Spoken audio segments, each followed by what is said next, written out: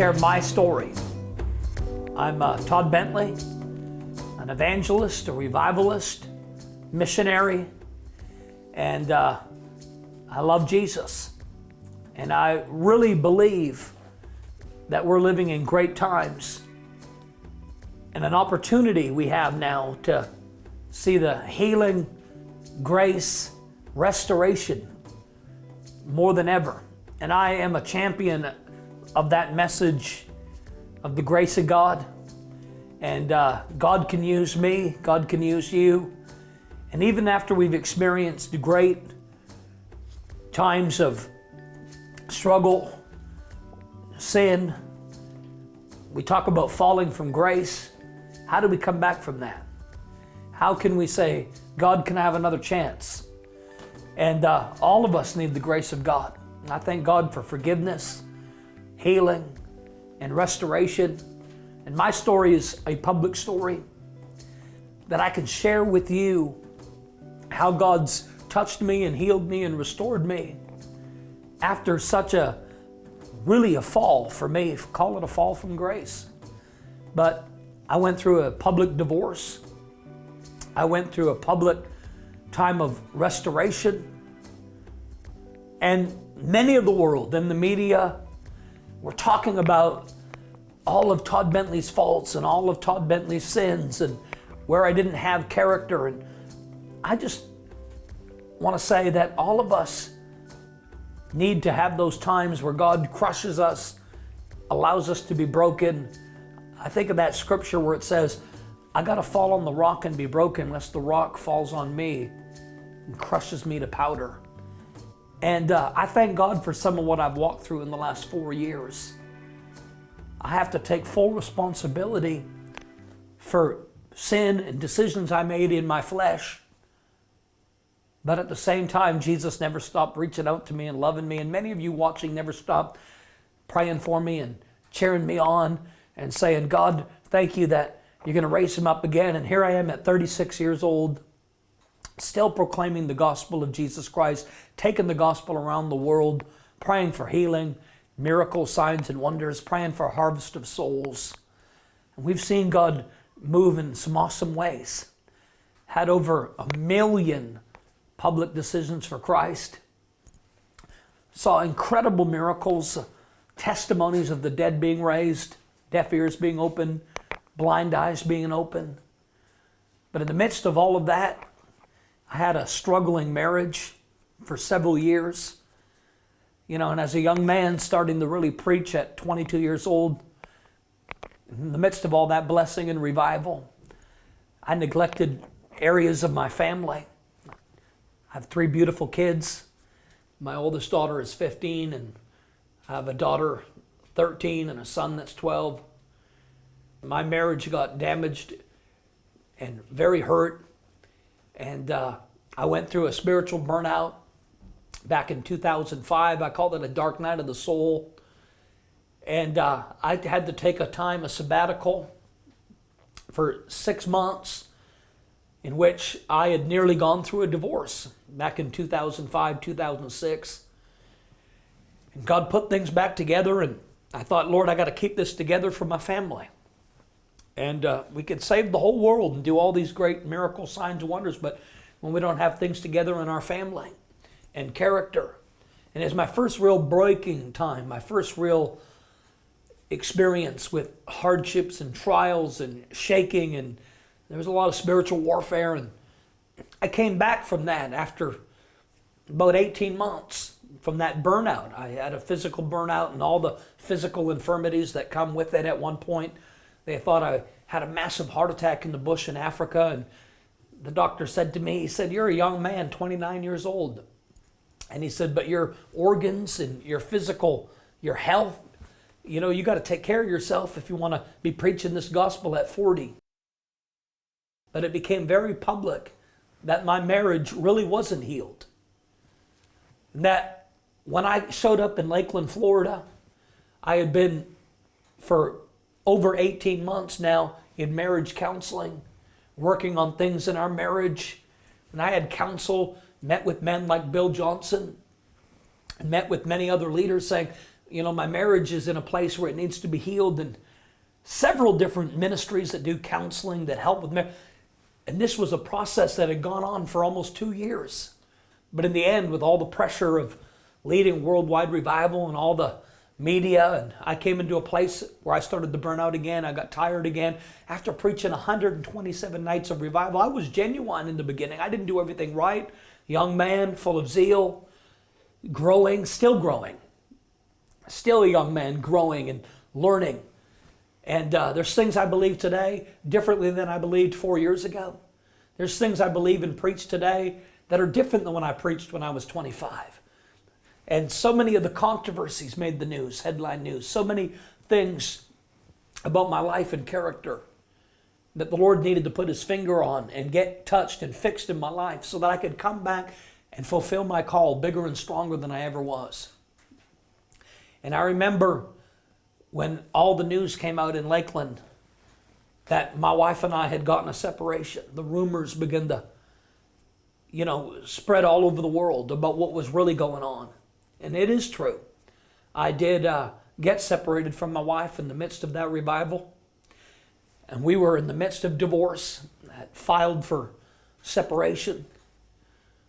And that was already happening.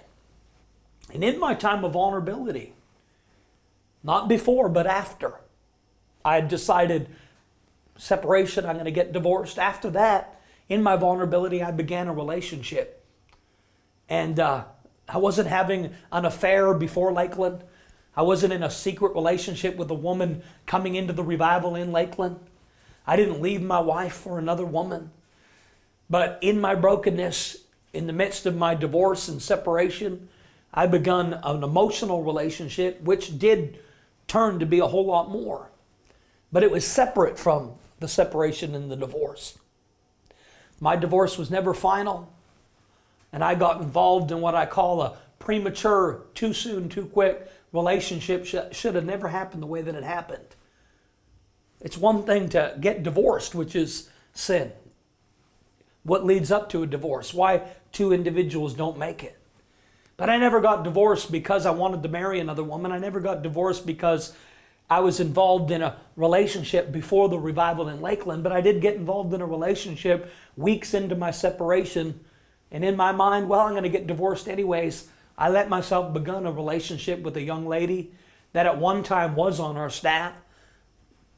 And once my divorce was final, I said, God, my ministry's done. The whole world knows how I fell and blew it. I'm never going to come back and preach again. I said, I'm going to finalize this divorce, take responsibility for, Lord, forgive me for what led up to this divorce. And I had to take responsibility for all the years of neglect. I had to take responsibility for my sin and faults. But once I got divorced, I did get remarried again.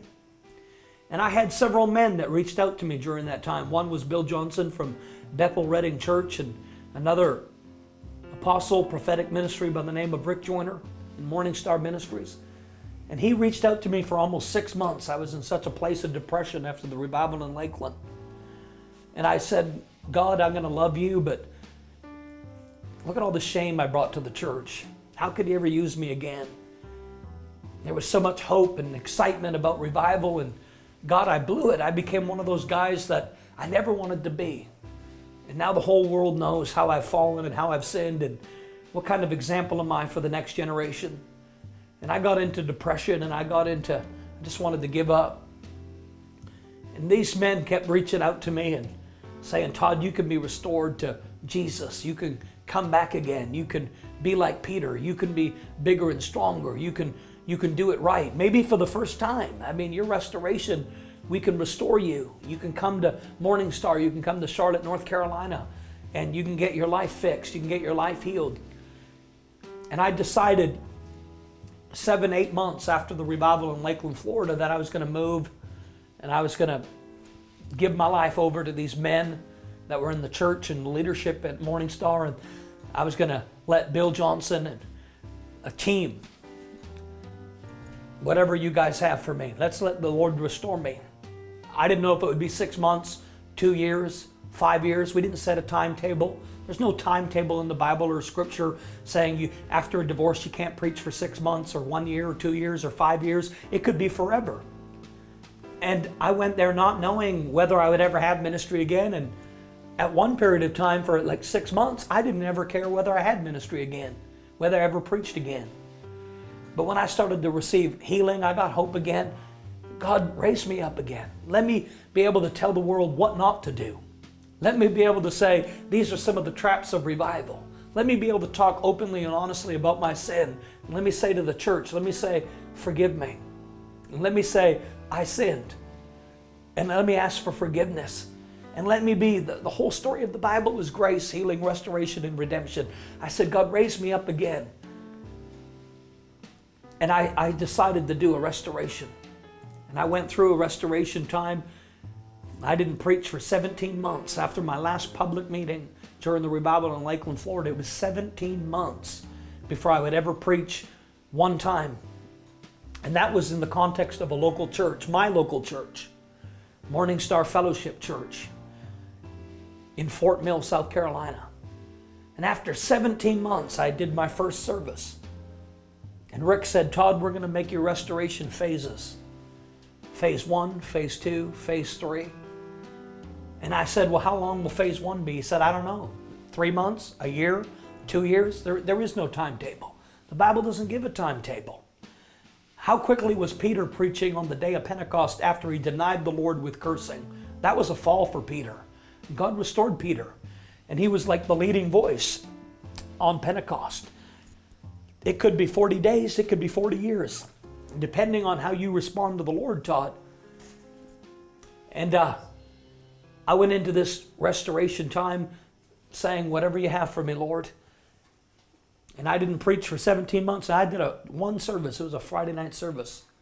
The power of God came, and the first service I ever did, the Lord showed up and healed a man of cancer. 2.5 years later, he's still in our church, totally healed of cancer, stage 4 cancer. His marriage got healed. And I thought, Lord, that's an encouraging sign that you're going to use me again. And then I started preaching, and Phase 2 was another year in which I could only do ministry in the context of our local church. I couldn't travel or go on the road, just in the context of our local church. In fact, when it was time, October 2011, to begin to step out and go on the road again, October 2010, to begin to go out on the road again, it had been 2.5 years, nearly, since I had been in the revival in Lakeland. Over 2 years. And Rick said, Todd, we're going to release you in this next phase, and you're going to be able to go out on the road only to churches where you've had a relationship and they understand what you've been through, and they want to cheer on healing and restoration and grace. Those are the only churches you can go to for a season. I don't know how long it'll be. And that was Phase 2. And then there would be another phase in which we would say, Todd Bentley's back, Todd Bentley's restored. And I thank God I had men like Bill Johnson, not just Rick Joyner, that were willing to rise up and say, we believe in restoration. And Bill wrote a letter, a public letter, talking about my restoration process, talking about how he would trust and encourage people to have our ministry. But if it wasn't for these two fathers, and if it wasn't for so many others that have prayed for me around the world, I would have never come back. And here we are 4 years after Lakeland. And God's just beginning to give us some open doors and opportunity again to see His glory and power poured out.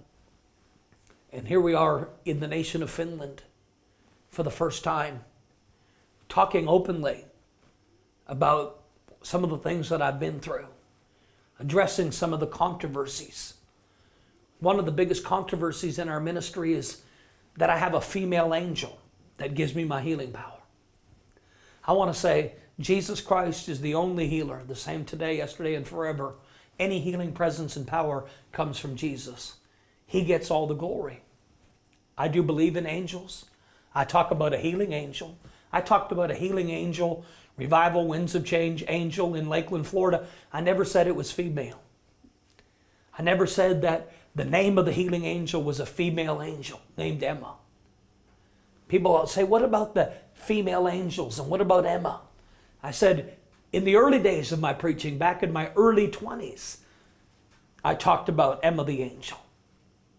But when I realized how controversial this was, I said, I'm not going to talk about Emma. I'm not going to talk about female angels. I believe angels are neither male nor female. And I said, Lord, I'm going to back away from that a little bit.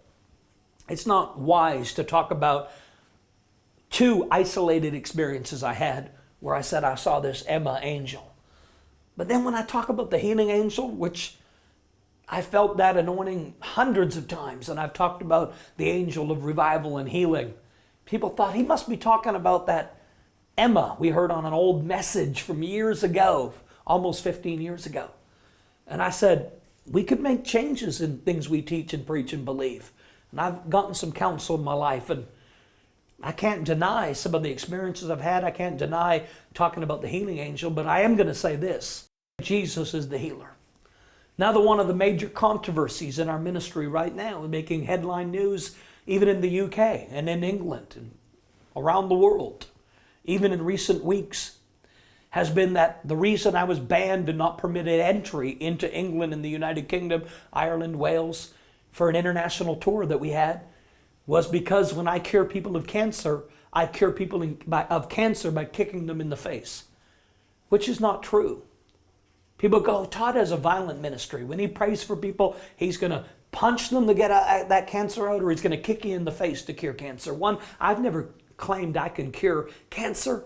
I never claimed I can cure any condition. Jesus is the only healer.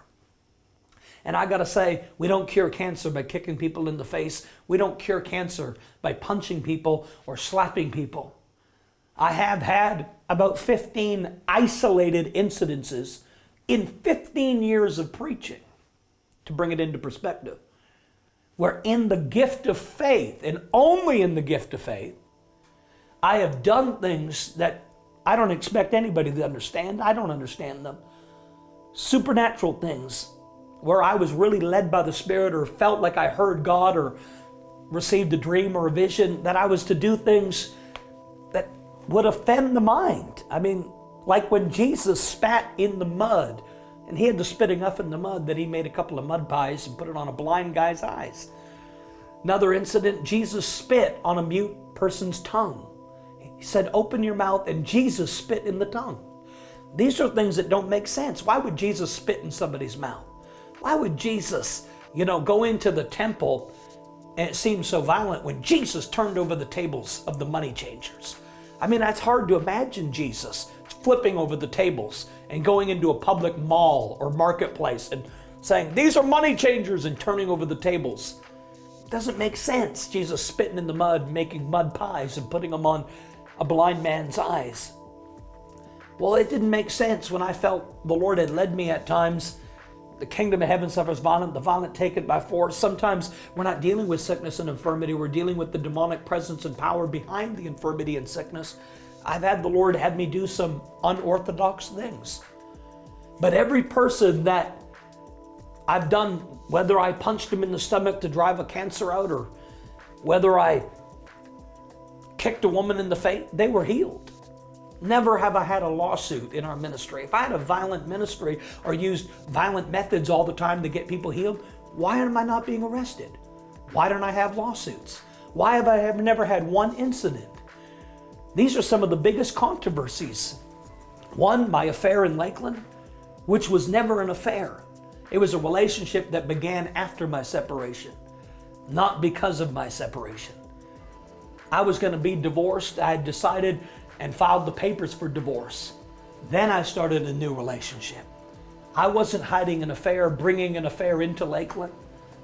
And I may have crossed some lines, but I was not involved during the revival in Lakeland whatsoever, having a full sexually immoral relationship. I started an emotional relationship. I shared a kiss in Lakeland with this woman that became my wife. But I never left my wife for this woman. This woman and I hooked up in my vulnerability, and I love her To this day, 4 years later, we have a strong, happy marriage.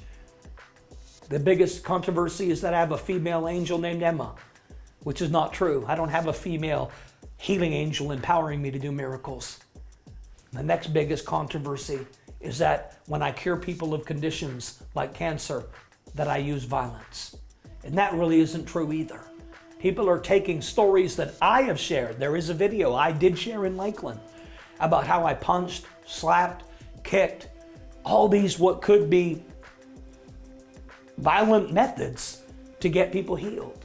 But all of those people received healing. None of those people came back and said I was injured, brought a lawsuit against us or our ministry. And only when it's in the gift of faith or when I hear the voice of God would I ever do something like a blind woman that I prayed for one time in Africa.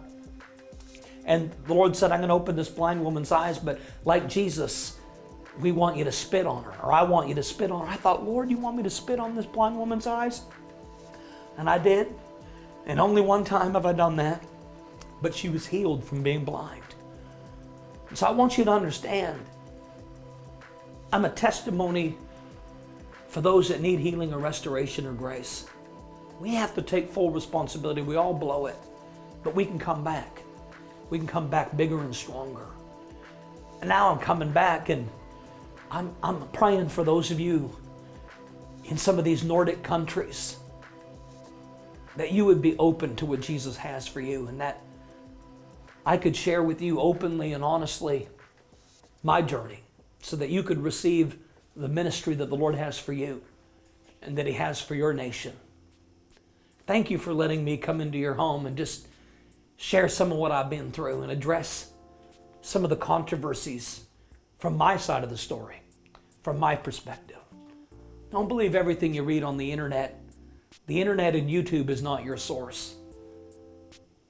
And I just pray for you today that if you need grace, healing, and restoration, that it's something that would be released to you. And I just release hope to you in the midst of any areas of your life that you've struggled. Come back. Be bigger. Be stronger. And I just say, God bless you. And may you be filled with His fresh fire. May you be filled with His love, filled with His passion, filled with His presence. And may we see a great healing revival in this nation, in Sweden, in Estonia, in the Scandinavian countries, in the Nordic countries. You're hungry for revival over here in Europe. We just release it to you. Father, I pray that you would use this testimony to bring healing in a nation, to open the nation.